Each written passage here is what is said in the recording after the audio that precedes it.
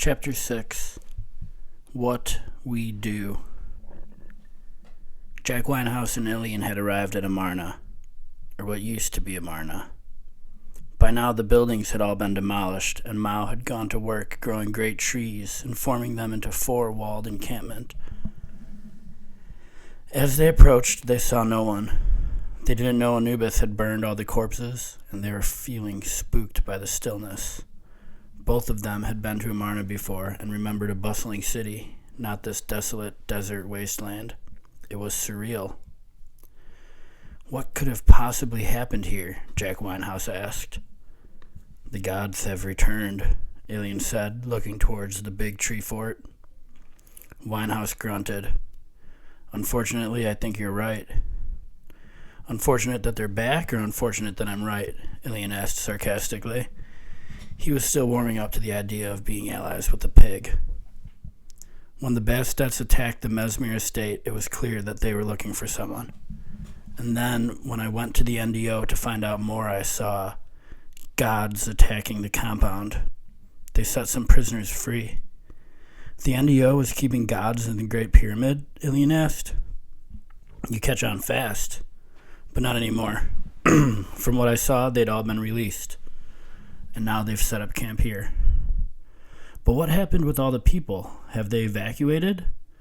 Ilian clicked his tongue. Well, I would imagine they've been smitten by whatever plague Muhammad was talking about. Jack started looking around, suddenly afraid of the plague. Muhammad said that everyone fell asleep, Ilian said. Winehouse nodded. Poison? Maybe, maybe not. Look over here. They moved over to the river. It didn't look normal. Winehouse cupped his hands and picked up some water to examine it. I wouldn't drink that, Ilian said. Winehouse smelled the liquid. It smells like beer. Ilian looked at him suspiciously. Ilian was avoiding the water completely. He was half waiting for the police captain to keel over.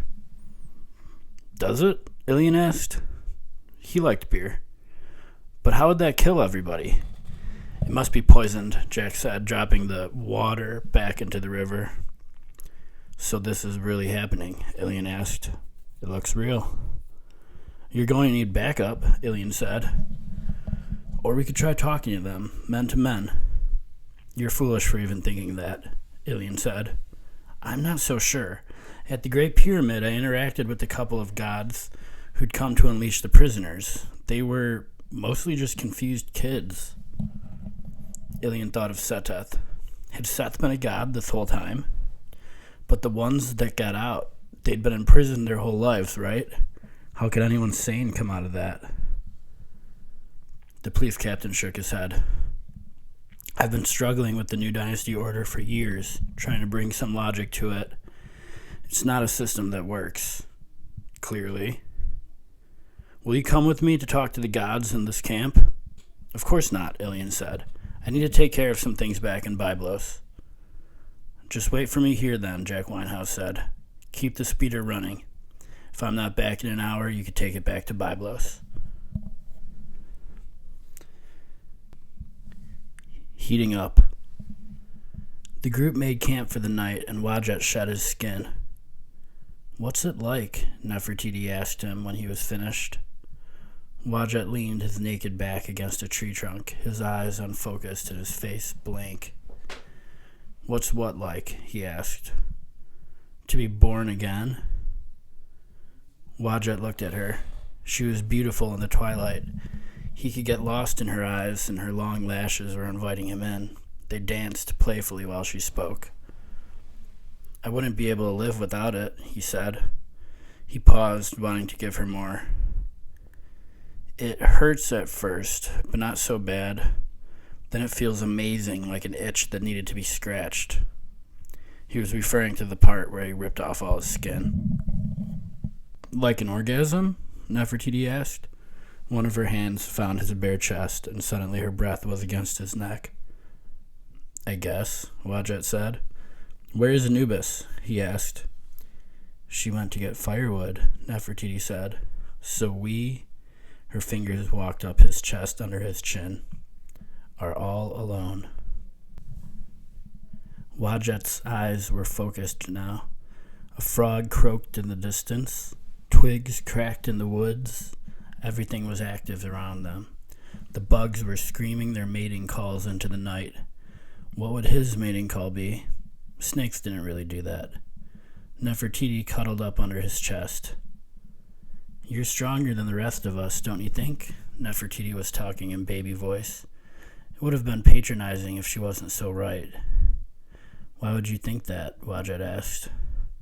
You shed your skin every day. You carry a great weight and you just let it all go. You're untouchable. She curled his short hair around her fingers. I don't think of myself that way, Wadjet said. You were in prison for so long, longer than us. At least we die and start it over. You had to endure it for so many lifetimes. It was hard, he said. I'm sure it was. And now, do you long for the touch of a woman? Her hand went up his neck, and Wadjet's own hand shot up to grab her wrist. I don't like when you touch me there. Nefertiti pulled her hand away. I'm not going to hurt you, she said. Wadjet looked into her eyes. Yes, you will, he said. She looked away. They listened to the animals calling in the night. There were more twigs crackling. What was Anubis returning? They waited and listened. Nothing changed. Kiss me, Nefertiti said. Wadjet did. They embraced, and he could taste her sweetness. He sighed. It had been so long. Nefertiti put her hand around his neck. Of course she'd taken it as a dare. She wanted him to react, but he didn't. He leaned further into her, grabbing onto her upper arms firmly. You give yourself to me? A killer? He asked her. Her eyes danced again. For now, perhaps, Nefertiti said. And then her eyes began to widen. Her pupils, which had been dilated, shrank to almost disappear. She opened her mouth, and blood trickled down the corner of her mouth to drip down her chin. What? No, Wadjet stammered. What had he done? He looked at his hands. They were clean. What was happening? I don't often let gods die. Michael's cold voice came from behind her. But I couldn't listen to that whore any longer. Nefertiti's body stiffened and then slumped over Wadjet's lap. Michael was there, pulling his sword slowly out of her spleen. Wadjet was in shock, but hardly for long. He kicked Nefertiti off of his legs and used his arms around the tree trunk behind him to pull his body into a fighting stance. Michael was standing lazily with his sword tipped to the ground. He laughed. Was she special to you? Wadjet kicked off the tree trunk and pulled 2 throwing knives out of his boots, 1 for each hand. Michael's wings expanded with shockwave force, and he flew up above Wadjet. The god of rebirth pivoted and launched both knives toward the cyborg. Michael blocked the first one with his sword, and the second barely sliced his forearm. Blood! Michael screamed. He laughed giddily, and he did a backflip in the sky. The god has drawn blood from the veins of the mortal. He was roaring with laughter and spinning around in the sky. Wadjet was furious. This maniac had slaughtered Nefertiti. He was going to pay. Wadjet drew 2 more knives and flung them towards the man-made angel. Michael's metallic wings wrapped around his body, forming a cocoon that blocked both of the attacks. Without flapping, his body was falling to the ground. He landed in the dirt, and Wadjet was already there, his last 2 knives out. The cocoon opened, and Michael came blasting out with his sword slashing. Wadjet was able to block the savage sword swinging, but he was caught off balance by the sheer ferocity of the attack. Wadjet stepped back, blocking the sword with the little knives and looking for a weakness. But Michael was relentless. He didn't tire like an immortal would, and he didn't leave any weakness in his defenses. As wildly as he swung over and over, faster and faster, his feet were just as steady, his balance was sure, and his body was calm, calculated, cold. Just his arms were swinging his blade in a frenzy, and his deranged laughter was filling Wadjet's ears. There came fire. Suddenly, all around them, there was a ring of fire, and for a moment Michael stopped swinging. He blasted into the sky again to avoid the ring. "Wadjet," Anubis called. She dove through the flames and looked at him. "Are you injured?" "That mortal killed Nefertiti," Wadjet said. Anubis's eyes darted beyond the flame and found Nefertiti's bloody remains against the tree. "No." She hoped against hope it wasn't real. They were only just released. Who could be so cruel? Who was this guy? Michael wasn't in the mood for a break. He dove. Anubis's reflexes were perfect. She pivoted and blasted up a jet of flames. Michael pinwheeled and landed in a crouched superhero pose with the ring of fire next to him. Wadjet took the opportunity. He ducked beneath one of the massive wings, and now his arms were swinging, slashing through the air before the angel. Michael was still fighting like a trained fencer, only now Wadjet was in the offensive. Anubis flanked Michael and spun around to spin kick at the backs of his feet. Instead of tripping, Michael jumped over her feet gracefully. How did he see her behind him? Off balance, Anubis struggled to get back to her feet. Too late. Michael kicked her square in the chest and blasted her back into the dirt. Wadjet slashed at Michael's exposed back, but his wings closed again to shield him. Wadjet slashed at the wings, but they were solid. He wasn't even able to scratch the chrome. Furious, Anubis let out a blast of flames in all directions around her.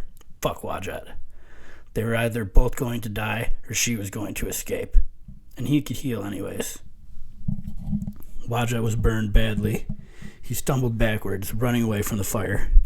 Michael wasn't even fazed. His skin was smoldering, but his demeanor was unsurprised. He glided over to Wadjet and pushed his sword neatly into Wadjet's shoulder. As the blade severed nerves, Wadjet felt his arm go numb. Beyond that, he ignored the pain and attacked again with his left hand. But Michael hooked his toes around Wadjet's shins, tripping him, and Wadjet fell onto his face, feeling the blade scream as it cut its way out of his shoulder. "I'm beginning to think you gods are all pussies," Michael said. Wadjet fought to get to his feet, but Michael swung again and sliced off one of his fingers. Ironically, Wadjet had lost many fingers in sword fights before. They always grow back. But it was rare that he would get bested like this, by this scrawny-looking lunatic. He cursed him. He cursed himself for letting his guard down. Michael kicked Wadjet's head enough to knock him unconscious. Anubis was sprinting towards them, both of her hands generating fireballs. Michael had already picked up Wadjet's unconscious body and blasted off back into the sky. "I have two of you now," Michael called as he flew away. Anubis kept shooting fire into the sky, but he was out of her range. "Two little pets." Michael flew away as his body got smaller. His laugh kept on grinding against the clouds. Negotiation. Jack Winehouse stood before the magnificent tree fort, looking for a way in. "Hey," someone called down from above. "This is Police Captain Jack Winehouse. I just want to talk," Jack said. There was a pause. As he looked up, he was nearly blinded by a bright light, as if the sun was reflecting straight into his eyes. He squinted and tried to make out the figure who had called down. "You come alone?" the voice asked. It was a woman's voice. "Yes," Winehouse shouted up. "Hold on," she said. Jack could see her body disappear through the bright sunlight.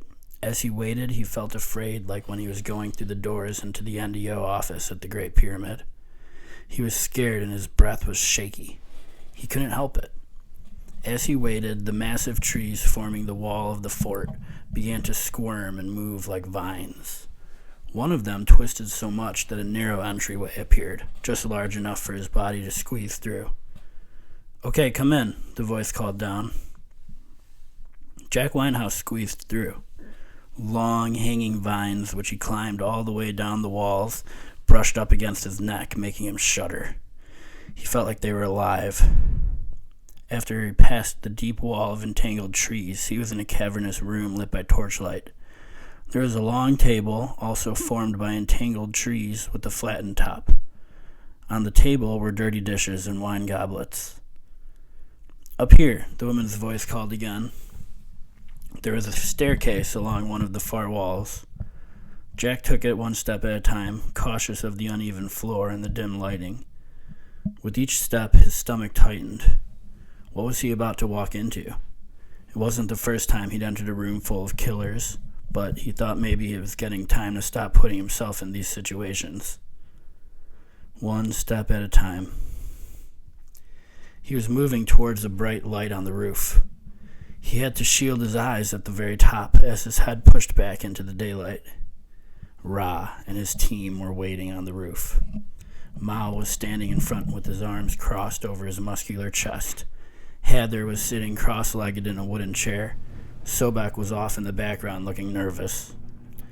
Ra himself was sitting dead center in a throne made of entangled vines. "I'm putting down my gun," Jack said, and he took out his pistol, placed it at his feet, then stood there with his arms raised. "State your purpose," Ra said in a commanding tone. Mao approached Jack and patted him down, searching for concealed weapons. "I'm clean," Winehouse said. He was. Mao stepped back and waited for the police captain to answer Ra. "I'm just here to talk. Nothing funny," Jack assured them. Heather giggled. She stood up and walked to a little wooden basin at Ra's side. She picked up a wooden cup and dipped it into the liquid, then brought it to her lips. "I'm the captain of police at Byblos. What happened here?" Jack asked. "This city has been purged. As yours will be, too, all too soon," Ra said. "Purged? What does that mean exactly?" Heather made an explosion sound with her mouth. "Kablooey," she said to herself giddily. "We have returned to take back what is rightfully ours," Ra said deliberately. "I was worried you were going to say that," Jack said. "You should be, mortal," Mao said. "I know that you've been treated poorly, but I had nothing to do with that, and neither did anyone from Amarna," Jack said. "Humans act together out of fear. When they honor no gods, they have no order," Ra said. "The new dynasty order is responsible for holding you all in captivity. The police had no involvement in that," Jack said. "And yet your lack of involvement did us no good," Mao said coldly. "But things have changed since then," Jack said, talking quickly. "The NDO have broken several laws, and I personally am going to hold them accountable. We don't need your assistance to cast down wrath on our captors. They will be dealt with, and all the mortals will fall in line," Ra said. "Just hear me out," Winehouse said. "We can coexist peacefully." "You will be a message to the mortals, Police Captain Jack Winehouse," Ra said. Jack's eyes narrowed. He had not said, "send a message." That was a bad sign. His eyes darted back and forth, looking for some sort of cover, anything. "No one knows I'm here," Jack said. Heather giggled again. Ra shrugged. "I don't care. You are not right to approach us." He lifted one hand and began twirling a finger in the air. In between them, all a tiny little ball of light appeared, suspended in the air. It was spinning and growing. It looked like a tiny star. Jack braced himself. The star grew and grew until it was the size of Jack's head. Then it stopped spinning and growing and seemed to crackle in the daylight, like it was about to explode. "Anything else, Police Captain?" Ra asked. "Time to go."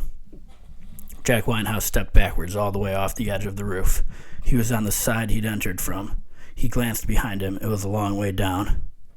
The little sun was shaking menacingly, and everything was quiet for a moment. Then the sun flare burst forth like a laser beam, and Jack dove to the ground, just in time to dodge it.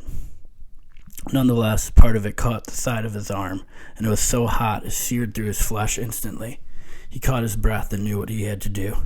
The little sun vibrated again, preparing for another final beam. Jack rolled backwards off the edge of the roof. Falling quickly, his arms flailed around, looking for one of those vines. He caught one miraculously and clung to it for dear life. Above him, the beam blasted through the sky. Jack repelled backwards down the wall with the vines as fast as he could. Above him, Mao and Heather peeked over the edge. "He's getting away," Heather squealed. Mao lifted his hands and manipulated the tree wall. Jack felt the wall itself reaching out to him, trying to grab him. He kicked away and kept repelling until he was close enough to the ground to jump.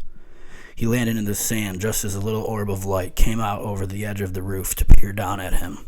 Ilian was there, on top of the speeder, looking bewildered. Jack jumped on the back of the speeder. "Go, now." Ilian didn't need any more explanation. He gunned the throttle, and the speeder kicked up sand behind them. Instinctively, Ilian weaved, and it was good that he did, because another beam blasted, just narrowly missing them, cutting a deep crevice into the sand. They kept weaving, and barely dodging. Now vines were leaping out of the ground just ahead of them, making a wall to trap them in. "Hold on, Cap," Ilian said. He was thinking fast. There was a dune before the wall, and he was going to jump it. Jack wasn't so sure it was possible, but he knew it was their only shot. The wall built fast, entangling vines connecting and sprouting up above their heads. The motor of the speeder was screaming, and both of them braced for impact. The speeder lifted off the dune, and they were in the air. The bottom of the speeder scraped against the vines, and the sound was grating. But they cleared it. Somehow they cleared it. The speeder hit the sand again, and a cloud blew up above them. But they were still getting away at full speed, and now the wall was shielding them from the vantage point on the roof. "That was really thoughtful of you, bringing me to such a fun place," Ilian yelled sarcastically. Jack was pale. He couldn't believe they'd made it out alive. He didn't have any breath left in him to respond. Savior. Anubis stood in the rain before the mouth of the cave Seteth was hiding in. Thunder rattled the sky and shook the rocks around the cave entrance. Lightning filled the sky and struck down into the sand before them, focused mostly on top of the cave. But how could she get into the cave through all the lightning? And what would she do once she was in there? She thought that maybe if she killed Seteth here and now, she could save herself the trouble in the long run. After all, her god soul and Seteth were unmistakably linked together. And with the two of them running free, fate was bound to connect them, for better or worse. The god of war stood and remembered a specific past life, as if it was yesterday. The first true lesson she'd learned as a younger god. It was a time where humans still worshipped gods, and it was gods that controlled the tides of war. In her memory, she was 18 years old, a pupil of her father. In this segment of Time Stream, her father was a proud warrior of the king of Byblos, and he was tasked with dismantling of a coup. As the people of Byblos had created their own war over the worship of opposing gods. Of course, in this time period, Seteth and Horus were at war, and the people of Byblos were on the side of Horus, the eagle god. As Anubis trained under the careful watch of her father, she believed she was ready to do anything for the king he worshipped. But she'd interpreted her own abilities wrong in her youth. She had been learning to wield her natural power of fire, and she'd won many battles, but she'd never taken a human life. Her father knew this, and he also knew that if she was going to grow into the god of war, that the sacrifice of mortals would become something she would have to get used to. So, Anubis followed her father to the outskirts of the Chaos Worshippers' hideout. They'd been described to her as a band of bloodthirsty mutineers. They were the enemy, and they needed to be wiped out. "I'll wait here, and you will vanquish these foes," her father told her. "Go now. Spare none of them." Anubis thought she had been ready, and she almost was. So she kicked down the door of the hideout and let the fire flow through her. She'd been taught to practice control her whole life. Fire, her father had told her, burns everything and takes no prisoners. The words echoed in her mind for every life she's lived since then. Without control, the fire will burn you along with your enemies. But now, in the hideout, she was meant to relinquish her control, and she herself had been told to take no prisoners. So she let loose, and she unleashed her fire on the mortals in the hideout. There were a dozen of them. Some of them had been asleep, and she'd kicked on the door. They awoke frenzied, and they scrambled to gather their weapons. She found them one at a time, and the fire coursed through her veins and out of her outstretched fingertips until it scorched the would-be assassins. Their skin blistered, and they screamed as they burned to death. There was one man who was late to the fray. He was younger than the others, and he was fearful. He awoke to his hideout burning, and his companions dropping one at a time. He didn't move to attack Anubis. Instead, in the middle of the burning building, he bent one knee and began to cry.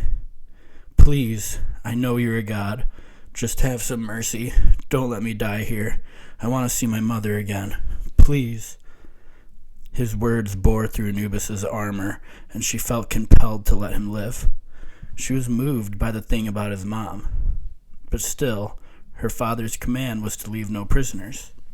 She looked the young man in the eyes and told him, "Run away and never return." He stood up, unbalanced, and he turned and navigated through the flames and out the door. On his back was a quiver of arrows. The arrows had green feathers. Since then, Anubis had spent several lives remembering the consequence of those arrows. But she felt she had done the right thing, showing mercy. She dragged the rest of the burning corpses into the center of the room and let the fire roar through her now, igniting the pile of bodies. She whispered words of ancient funeral rites, words that she'd known since her very first lifetime, words meant to ease the passing through the veil of life and death. When she was finished, she left the hideout just as the roof collapsed. She was feeling satisfied. For the most part, she'd done what she'd been asked to do, and her flames had met their appropriate targets. The funeral rites things was just something that came naturally to her. It was not something she'd been taught. But to her, a rite of passage into the underworld was the most important part of the war itself. For every life she took had meaning to her, and so she thought, did the life that she spared. Feeling good about her work, she walked back up the hill where she found the corpse of her father. He was lying there, cold and rigid, with an arrow perfectly through his throat. The arrow had a green feather. The plan. As the Eagle and Cleopatra rode towards Amarna, they saw Jack and Ilian coming the other way. "Ra's crazy," Jack Winehouse said. "What happened?" the Eagle asked. Jack told him. "I wonder if he'd been more keen to hear me out as the god who busted him out of there," the Eagle said. Jack looked at him tiredly. "I'm not going to stop you from going there, but I don't think he's going to listen to anybody." The Eagle and Cleopatra exchanged glances. "So where are you headed?" Cleopatra asked. "I'm going back to Byblos, and I'm going to come with every cop we've got. I'll radio adjacent cities, too, and warn them. It's going to take everything at our disposal to break into that fort that they have," the police captain said.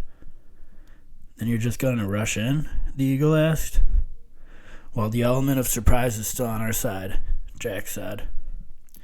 "I'm surprised you think you have a chance," the Eagle said. "Look, you were much more helpful at the pyramid," Jack said. "I'm just thinking," the Eagle paused. "Why don't I go first and play nice? When you all get there, I could join the fight from the inside." "You're not going to join Ra?" the captain asked. "No, you don't have to worry about that. I don't want a future where Ra takes over the world. That sounds like a major bummer." "Then I like your plan. I appreciate your help," Jack Winehouse said. "One more thing," the Eagle said. "Cleo, I think you should go back to Byblos with Jack. I don't have a good feeling about this, and I need to know you're safe." Cleopatra looked at him closely, not wanting to leave him. "I don't want you to be in danger either," she said. "I have to do what I can to stop this guy. It's my responsibility, after all. I set them all free." "I was there too," Cleo said. "Ra will treat me differently since I'm a god. I'll come back to you. I always do." They embraced, and the Eagle watched them all drive away. The eagle then took his own speeder across the desert after double-checking his arsenal of guns and ammunition. He didn't know what to expect with these gods. After witnessing Setet's power, he was especially nervous about Ra. He had a lot of plans, and getting blown up by the sun flare wasn't one of them. The ride through the desert was lonely. He missed Cleopatra already, but he was sure he made the right call. He hoped for her sake that it would be able to find some sort of peace with Ra. The eagle drove all the way up to the tree fort and looked up into Ra's glare just as Jack Winehouse had done. "Hello?" he called up. "Not sure I got the address right. Is this the Megalomaniacs Incorporated?" Upstairs, Mao gave Ra a side-eyed glance. "Who is this clown?" "Horus," Ra said. Mao stiffened. Horus was a big name to him, the god of the sky. No tree could grow that tall. "Give us a moment," Heather called down. The eagle turned off the speeder and dismounted. He started casually taking off all the guns and knives that adorned him all over his body.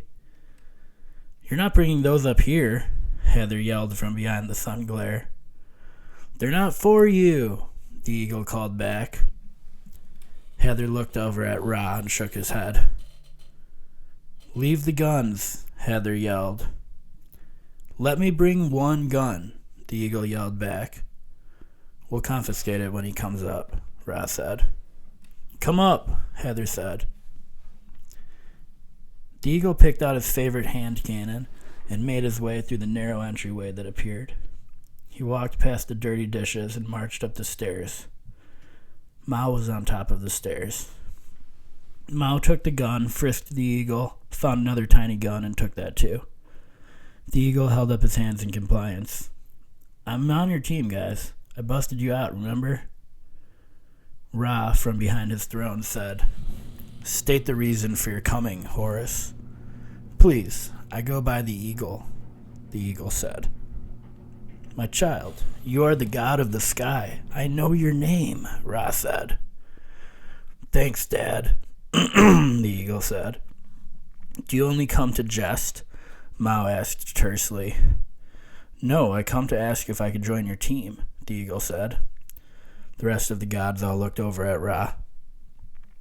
"If only I had that marvelous eye of yours," Ra said. He breathed it in slowly through his nostrils. "But as it happens, you being who you are, you're bound to agree before long that the gods must retake their rightful place as rulers of this world. That's what we're doing here." "Hey, I feel that," the eagle said. "Works for me." Mao relaxed just slightly. Even Sobek peered cautiously over at the eagle, excited for someone new to talk to. "So what's the plan?" the eagle asked. Ra smiled. "The plan," he said, "is to take over the world." Sekhmet. "It's so fucking beautiful," Hephaestus said through tears. She wiped her eyes and wished she'd had time to find a new pair of sunglasses to shield them. Of course she hadn't.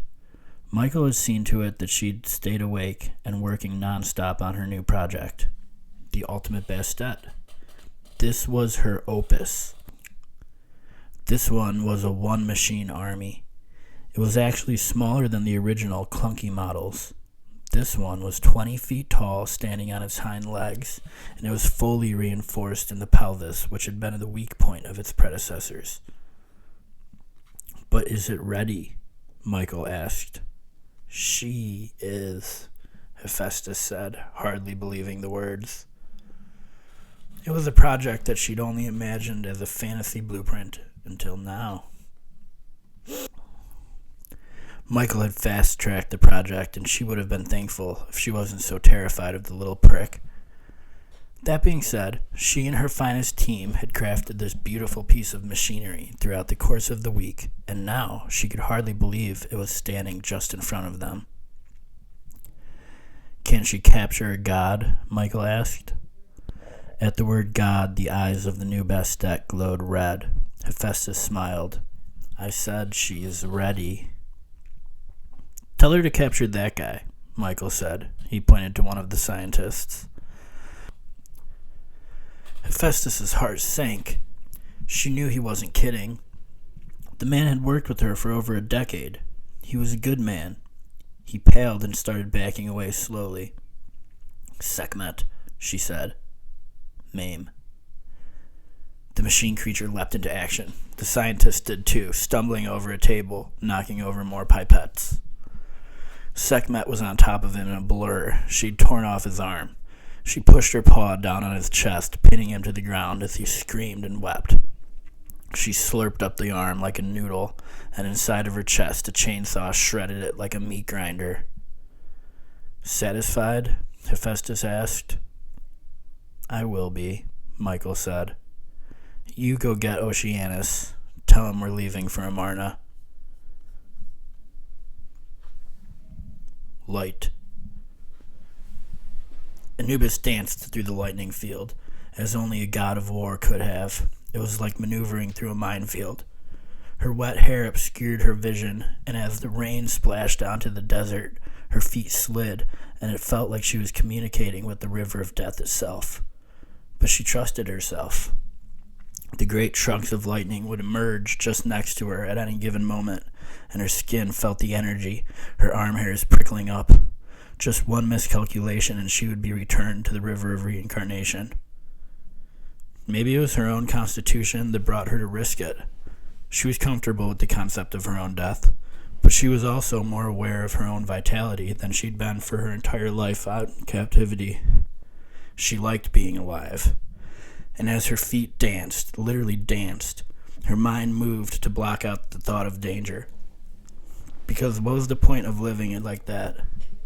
She could have been on the verge of obliteration at any time in prison. What was any different now? Be that as it may, Anubis navigated through the storm, dodging lightning as it fell all around her. She entered Seteth's cave. This changed the vibe. It was suddenly dark and empty. The scarab beetles made a scratching sound as they scuttled all around the empty cave. And there, up against the wall, curled into fetal position, was the god of chaos. Seteth, she called out. His demeanor didn't change. He kept on shaking and crying. It wouldn't be out of character for Anubis to scoff at such a display, but here she didn't. Her heart felt his deep pain, and she was moved by it. Anubis sat down next to Seth in the cave, and she even dared to reach out and put a hand on his back. It was a simple gesture, but to both of them, the simple touch formed a significant reaction in their bodies. To Anubis, who could count on one hand all the people she'd ever physically touched in her whole life, the contact of skin and the warmth of Seteth's body finally wiped her mind clean of all other thoughts. To Seth, who hadn't been expecting anything other than his own private oblivion, the touch was shocking. Who's there? Seteth asked into the darkness, his head still buried in his arms. It's me, Seth, Anubis said quietly. And he knew her voice. All at once, infinite memories from past lives flooded the both of them. Anubis? He asked meekly. Seteth peeled his arms away from his tear-stained face and he looked up at her. Yeah, Anubis said. Yeah, I'm here. I'm here. His chest heaved and he burst into tears again. What's going on? Why are you like this? Anubis asked. I ruined everything, Seteth sobbed. What do you mean? The gods, the kids, Seth mumbled. Can you sit up? Can you tell me what happened? Seteth wiped the tears away from his eyes and finally unclenched his knees. I killed them. I didn't mean to, but I got it in with all these teenagers and I murdered them, he moaned. Anubis felt that. She recalled the green arrow. Sometimes what we do, or don't do, has a deeper effect on the universe than we intended, Anubis said. Seteth wiped his eyes again. But what if I won't want to affect anything anymore, he said. Anubis stopped and thought for a moment. Well, you're a god. You don't have that luxury, and you never will. Seteth stared at the wall of the cave. That wasn't what he wanted to hear. But if it wasn't for you, Anubis said after a while, I'd still be in that cage. I don't even know if that was the right thing to do, Seteth said. The first thing you did when you escaped was kill that guy. Anubis pulled her hand away. Cerberus tortured us, and he had his way with me, she said quietly. Finally, Seth looked at her through the darkness. He remembered his time in solitude, and suddenly it didn't seem so bad. Anubis looked sad. He hated that for her. But you got him? He asked. Yeah, Anubis said. I put a finger in his ass and burned out his insides. Seteth nodded. Okay, he said. That makes me feel a little better. Look, Apophis is returning. Ra thinks you're the only one who has a chance of controlling him. I know, Seth said. His memories of his past lives reaffirmed this. I just wish it wasn't the case. Anubis nodded. There's no time for that. If you don't pull yourself out of this cave, a lot more people are going to die. Outside, the rain was beginning to calm, and the lightning had stopped. Do we have to go right away? He asked quietly. No, Anubis said.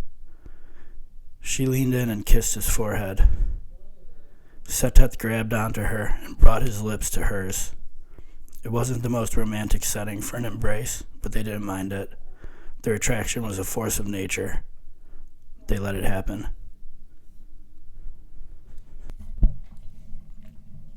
On the inside. Half-god, go do the dishes. Mao sneered at Sobek. There's not even any running water in here, Sobek whined in protest. We'll bring them to the river then, Mao said back. Sobek stood up and sighed, his eyes looking at the ever-growing pile of used wooden dishes that Mao had crafted. Mao had been growing fruits and vegetables for them out of nothing, and Ra had been cooking them with the power of the sun. As fancy a trick as that was, Sobek longed for meat. The crocodile god wanted to hunt, but he was stuck in that fort. It was almost like being in captivity again.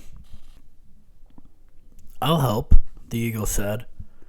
Look at that. Go get him, new guy, Heather chirped. Sobek and the eagle put all the dishes into a big wooden box, and Mao moved the tree walls so that they could get out. It was getting dark. The police will come again tonight, Ra said as they were leaving. And you're going to blast them all to hell, right? Heather asked. The humans have tricked us before, so we will be weary. But yes, I'll blast them before anyone can get into our lair. Too late, the eagle thought to himself. The two of them carried the dishes outside of the fort and started walking down towards the river. When they were out of earshot, Sobek said, The river is beer, by the way. Heather changed it the day before we got here. That's neat, the eagle said. Is that why everyone's dead? More or less. It takes a long time, but she can actually turn people's blood into alcohol. That's why everyone is dead. What a way to go, the eagle said. Sobek seemed troubled. Are you really Horus? He asked. I am, the eagle said. His eye analyzed Sobek. The young man was only with the group because he had nowhere else to go. His heart wasn't in it, the whole world domination thing. Do you worship Ra? The eagle asked. Of course, Sobek said right away. He showed me mercy. Well, if you don't, for whatever reason, I would understand, the eagle said. Sobek stopped walking and almost dropped the dishes. I was shocked at how fast they killed everyone. I don't think I would like to kill anyone, he said. You don't seem like such a killer to me, the eagle said. Sobek looked over his shoulder at the tree fort. Part of him wanted to run away into the desert. Don't run yet, the eagle said, as his eye told him Sobek's intentions. When the police get here, I'm going to fight my way out. You could come with me if you want. Sobek's eyes widened. You'd go against Ra? You'll be burned alive. Not me, the eagle said. I'll find a way out. You're too confident, Sobek said. I've heard that before, the eagle confirmed.